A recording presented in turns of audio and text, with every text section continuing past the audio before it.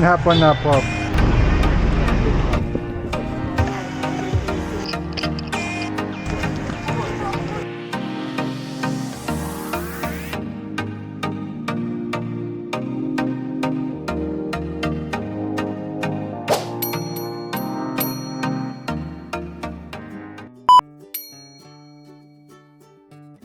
After mag-breakfast, nakatulog kami kasi na poops ako. Anong connection? 12 na, tanghali na tuloy kami lalabas. Lalakad muna kami sa White Beach. Ng tanghaling tapat. Tanghaling tapat, check namin kung ano. Kasi maganda din yung ano, yung dagat, di ba? Pag yung as in, direct yung araw. Shine.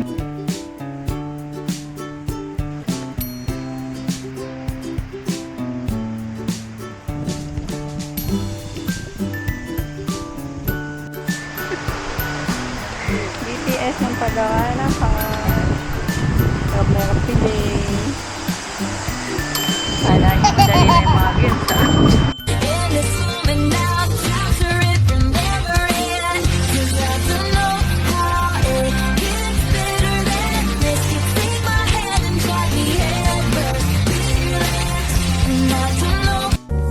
L is for the way you look at me.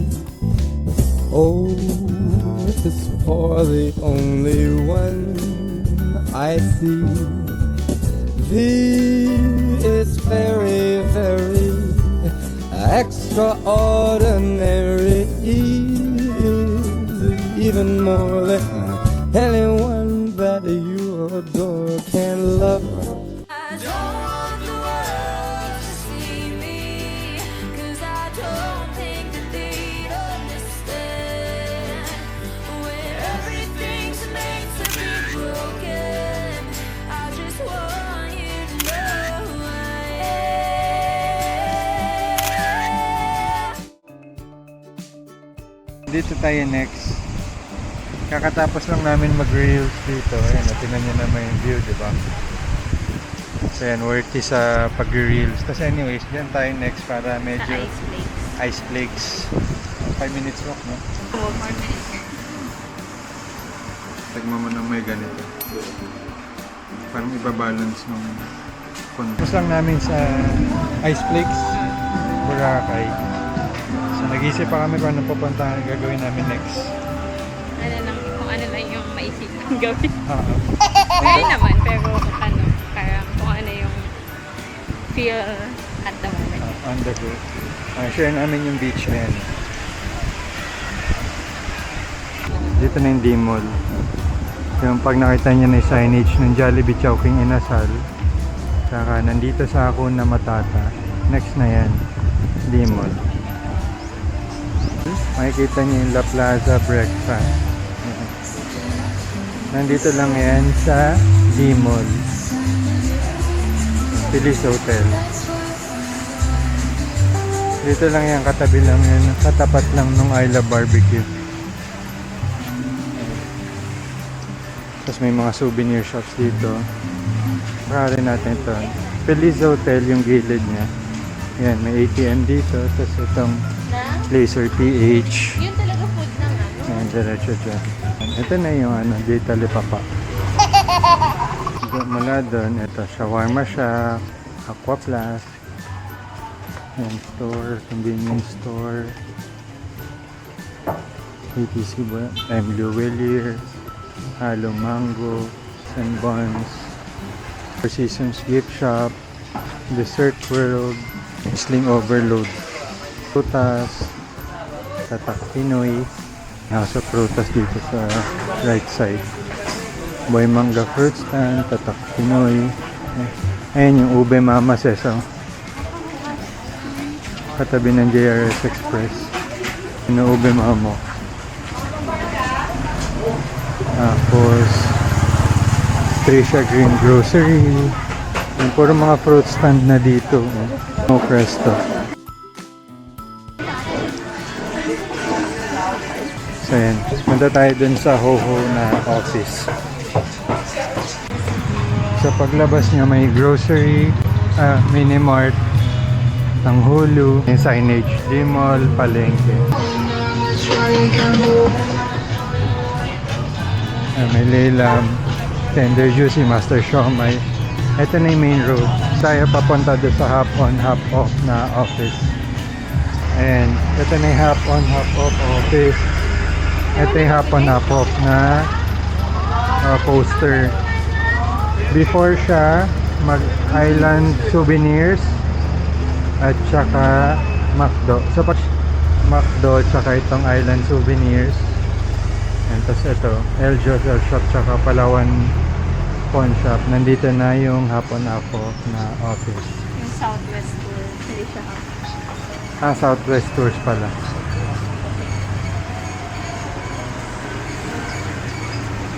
And then may hop on, hop off dito. Pasok na tayo. Tomorrow, mga like 7 a.m. kayo sumakay, natap yung card. So, the next day po yan ng 7 a.m. mag-expire. Okay. Tapos yung card, sa amin na yun? Or sa Opo, nuligin na po yung sa uli, ma'am, kasi reloadable po yung card namin. And may discount kayo na 50 pesos. So, walang expiry. So, after ilan? Validity po yan siya, ma'am. Pero if ever po na mag-expire po, ililin naman po yan sa office or di kaya sa bus po. Tapos magkano yung bayad pag Ha? renewal? Wala na pong bayad, wala ma'am. na. Nare-reload na lang po kayo. May Okay. discount na 50. For example, na 2 days kayo, instead of 300, 350 na lang kasi meron na kayong card. Bali yung card na yan is transferable. Pwede niyo po siya yan ipahiram sa mga kilala niyo po. Then yung operation is 5 a.m. until 11 p.m. po. Partnership namin, once na kumain po kayo dyan, may discount kayo na 5 to 10% po. Bali sa likod po na yun, ito po yung sinabi ko po, indicator ng bus para ma-monitor niyo po yung location po ng bus namin. And yan po sa mga ilalim na yan, ayan po yung mga attractions po, yung mga naka-orange highlight po or naka-yellow highlight ito po. Yan po yung attractions po dito sa Boracay. Bali yung biyahe namin is from Port going to Buca Beach, back and forth po yan siya. So, pwede niyo po yan siyang gawin shuttle if bumalik kayo ng port, if ever lang naman po. Kasi yung biyahe namin is ikot-ikot po naman dito sa Boracay po. Then, may signage naman po kami na loading or unloading area po, or bus stop. May mga signage naman po yan sa mga daan. Pero may other area lang naman po na wala pong signage. So, magbase lang po kami sa label. Yung may pa-card na sheet na kasalan. 1 year siya. Pag let's say less than 1 year, na-load na siya ulit. Ma-extend ba yung 1 year niya? O Parang ganun po. Kasi minsan Parang po kasi SIM may card 4 din, no? years ganun po. Kapag na-renew. Pero yung iba po kasi sir, mga 2 years bago sila bumalik dito, gumagana ka lang ng card. ito yung sinasabi ni ate na lalakarin kasi one way dito. Ito yung ano, Tessa. Ganito yung tsura ng hapon, hapon. Kasi one way dito for hapon, hapon. Yung daan doon sa kabila. Pupuntahan dito. Para yung mga way na papunta doon na destination. Sa D-Mall lang naman siya one way. So, yung other, siguro isang road lang. So, tatawid lang kayo. Depende sa way kung saan kayo papunta ng hapon, hapon, or huhugas. May signage hapon, hapon bus. So, yan ay in front of Henan Park Resort. Swimming muna kami after D-Mall. Gumagana yung jacuzzi ngayon.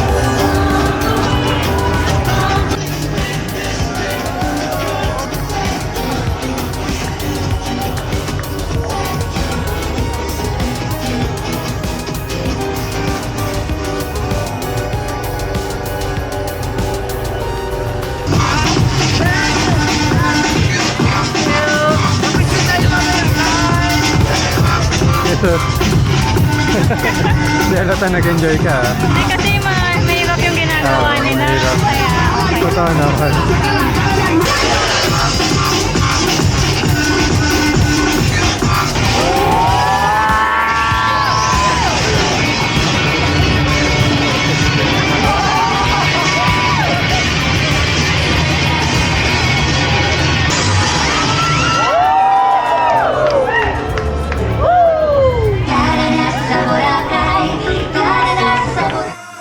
The next day. Fit check.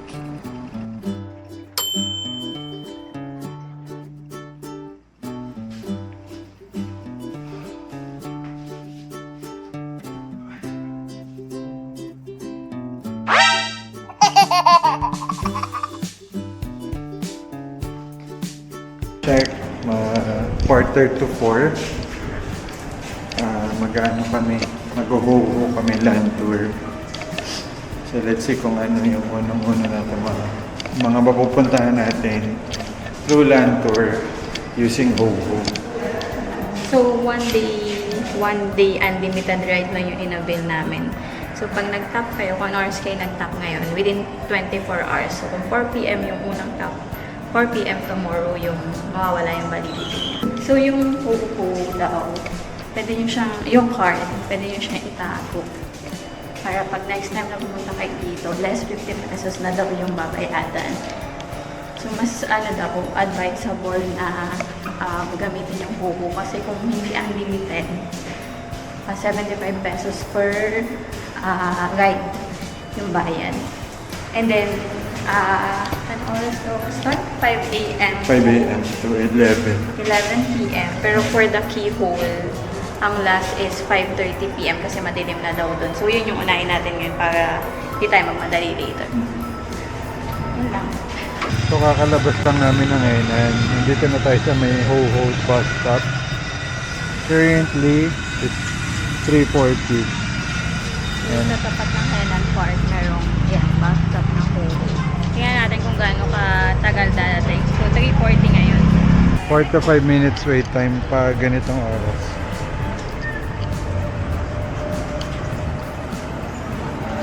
Yung card. Ready nyo lang yung card ha. So activated siya sa upon first use. Doon na maglaran yung 24 hours. Opo, kabitso.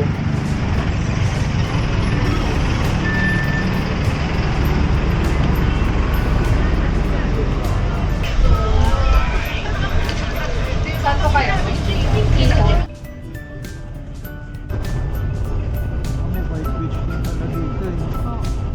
Pero dito doon yung daily. Nandito na kami sa keyhole, Ho-Ho bus stop. Tapos may mga nag-i-ATV din doon and may mga cab na dumadaan.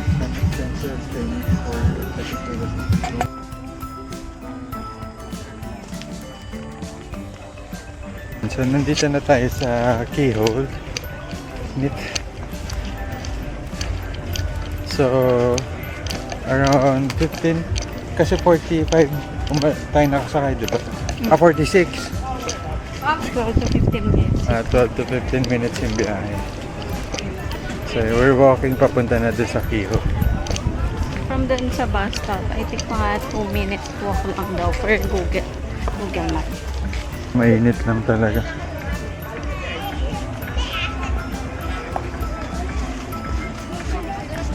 Anong cost nung ano? Bakit yung may butas? Natural kasi yan, sir. Natural. Ninuno ko dito, butas na yan. Okay. Kailan ka?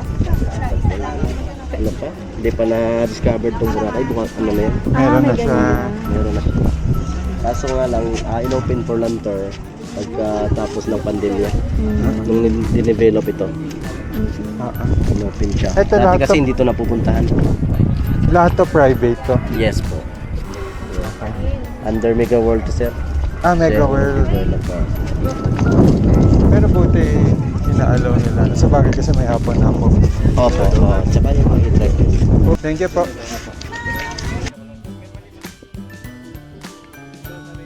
So, tapos na kami dito sa keyhole.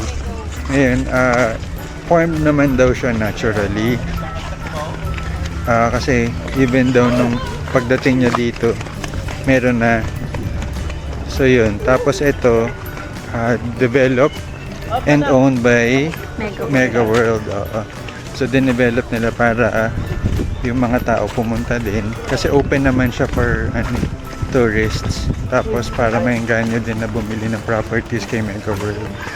Sila din yung nag-develop nitong road papunta dun sa Keyhole. So yung Kasi nagtataka, di ba magtataka ka bakit nga ba pinupuntahan si Keyhole? Pero naturally formed siya. So nature talaga. nature. Tapos inopen lang siya ni Mega World to promote din yung properties. So ito si Mega World, ito. Yan. Ito nga. Tapos mapapansin nyo kasi yan, along the way papunta dito, makikita nyo yung mga structures, may mga hotels dito. May Wolfgang, may di ko alam kung Wolfgang. meron na or kakaroon pa lang. Tapos may tinatayo rin na hotel and casino dun sa may bungad eh. Kasi mga condo. Oh, yun, condo, marami. Tapos may parang mall yung ilalim dito sa yung sa baba ng isa ng mga hotel. So yun, ito. Yan, so kakawait lang namin dito. Oras na. 4:30, meron kagad. Hapon na ako. Okay na tayo. On to our next destination. Nakatapos lang natin sa Keyhole. And then yung Keyhole.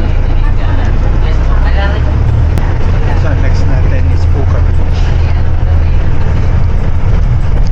So nababa lang natin ng hapon na po. Dito din daw maghahantay mamaya pagbalik pero Saan yung father, Featherstone. Featherstone na park. Dito din daw ang sakay na U-turn na siya. So ito, Featherstone Apartment. 5 minutes walk lang naman daw yung Puka Beach from here. So, yun lang. Pag huuhuwi, may mga lakad-lakad lang. Unlike pag nag-rent ng mga e-trike, siguro baka hanggang dun yun. Hanggang sa mismong entrance. Oo. May mga kainin din dito. Ayan. Zone 1 snack out. So, yung local vibe nandito na mismo. Tignan natin kung ano itsura ng Puka Beach ha. May mga fruit shake, may mga souvenirs. Ayan. 5 minutes walk lang, no? Ito yung Puka Beach na art mill. Thank you po.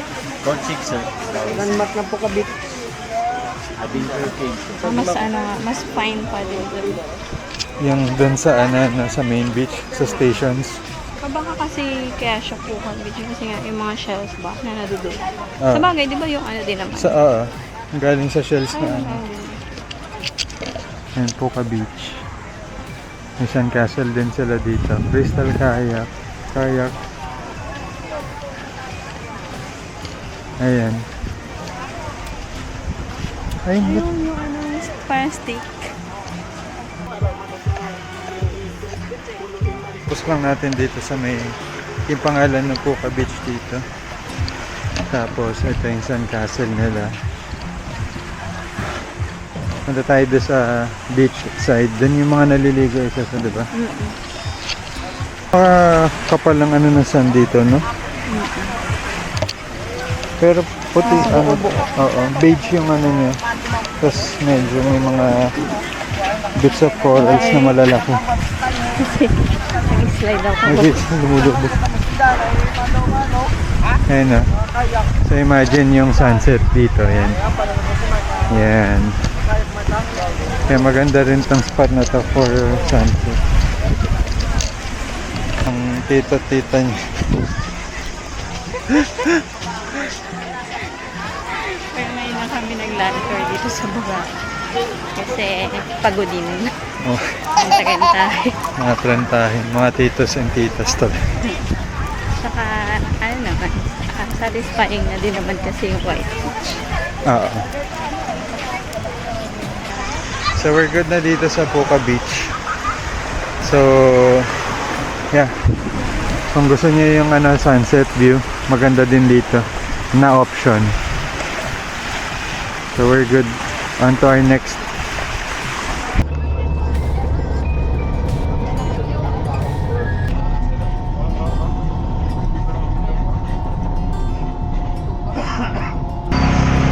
So nakababa na tayo. Ayun yung hap-up natin. Nandito sa kabilang side, lalakad lang daw, dire-diretso papunta sa mangrove. Ito talaga yung gusto ko sa makita sa land tour. Well namin to kasi maabutin kami ng dilim din. Sabi rin naman ni ate madilim daw ito pagdating mo. Galing sa main road. Dire-diretso lang kayo dito. Mga siguro 5-6 minutes walk papunta dito. Then ito na yung beach. Then kaliwa tayo papunta doon sa mangrove. Tawid tayo. Tama yun, pagkaliwa, nandito na nga yan. Ayan na. Preserve the mangroves. Plant a tree today.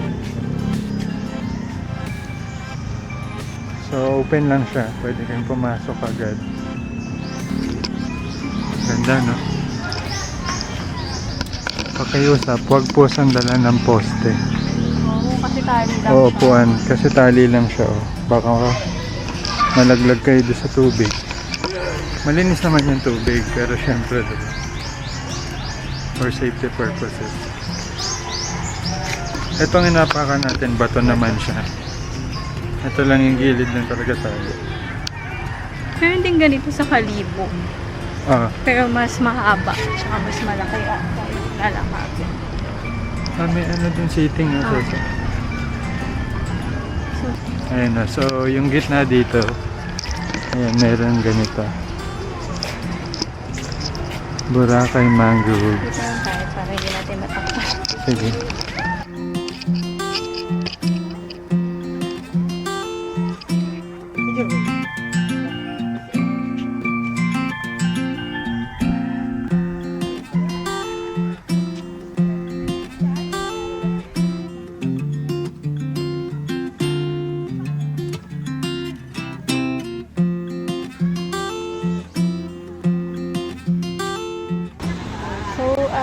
From the mangrove, tatry namin yung banana mama.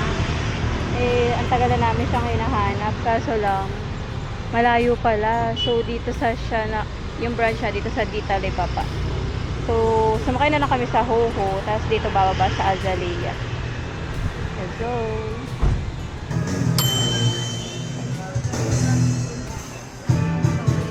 After namin ng banana mama, bumalik na kami. Naituro ko rin naman kanina. So yun, ano lang kami, Freshen up. freshen up. Tapos inulit ka na lang yung damit ko. Bigyan ko ng dinner ng master. Kasi ang init ng isa. Mainit. Tsaka mainit talaga yung ano. Init. Nabiyayaan naman kami ng magandang panahon yung gano'n, talaga mainit. So ngayon, magdi-dinner kami sa Spice Bird. yan, Spice Bird.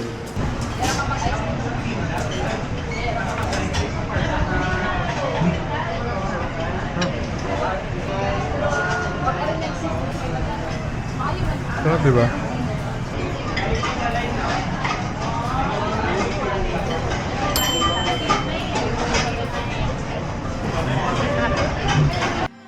The next day. Then dito yung park. Didiretsuhin lang natin papunta dun sa Balabag Beach. So dito sa right side, diba yan yung park, yung water area. And then, ayun, Limon. Tapos dito, ayan Andox. May maraming mga kainan dito. Tapos yung mga, yan, laundromat, cafe and gift shop. Ano ba yan? Pares pa. Ayun yung Ayan. Gyukatsu. Gyokatsu, Sugba Grill House. makikita din natin yan sa mga kinakainan. Yan. Pagkatawid natin, mapapansin nyo, ito yung kabilang side.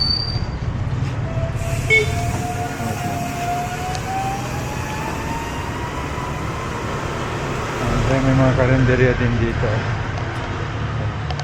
So dun, no, pag tinignan nyo straight doon, yun na yung beach. Pwede din kayo mag-ho-ho bus papunta dyan. Kasi may stop. May bus stop sila dyan. Pero, tayo may ho-ho pa naman tayo. Pero kailangan na lang natin kasi, ano, Walking malapit. distance eh. Walking distance. Ay, ito pala yung Meza Kitchen. Siguro sila ate Kat nung last time. Oh, oh ito oh. Ganda oh. Kapag puno na dito sa Meza Rock, yun pwede pala dito. Ang laki oh. Ito pa pala oh. Kaya siguro yung last time, diba nandito tayo sa Meza, inoferan ni ate yung mga na-waiting kung okay lang sa kanila dito sa place na to. So ito yata yung Ito yung kabila nila. Aesthetic no?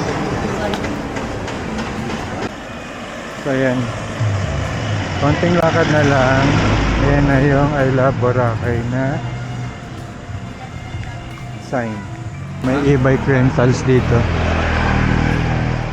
Ayan. Kaya hangin kahit center. Boracay.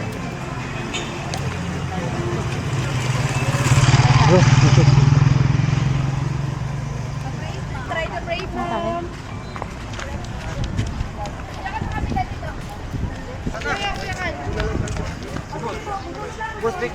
Ayan, nandito tayo sa Bulabog Beach. So, ayan, dito sa likod ng mga activities. Sa kabilang side, ayan, ayan, makikita nyo yung mga shops dyan. Ayun, yung mga bent coconuts. Ayan, nagpipicture sila doon sa taas. Ayan, naglalakad pa pong pababa. Yan yung famous bent coconut dito sa Bulabog Beach. So, dyan yung may mga Victoria. Ayan, ito yung beach side sa Balabag. Asa? Ayan yung mga nagpa-parasailing. Ayun, Parasailing. nasa malayo. Mga para... Ah? Parasailing pala. Parasailing, ang paraw yung... may flag. Oo, yung may parang payong. Oo, basta yun. Pero yung ano, helmet diving niya. Oo, Hindi na tayo nagganyan kasi nagawa na natin yung before. Kaya ano na tayo, chill. Chill lang. Ay, Porto. So, from Bulabog Beach, nag-ho-ho tayo. Bumaba tayo doon sa may BPI. Tapos, di Mezora, pasok tayo. Dito na ulit sa may Piccolo. Piccolo Hotel. Full tour on our next vlog.